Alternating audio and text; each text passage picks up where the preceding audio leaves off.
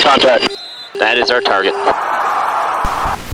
It wasn't always snowboarding. You grew up in San Diego. You actually started on 4 wheels before you got into to snowboarding. And you actually had the pleasure of meeting Tony Hawk at a young age, and he gave you some mentorship and advice. How pivotal was that to sort of your direction within the sport?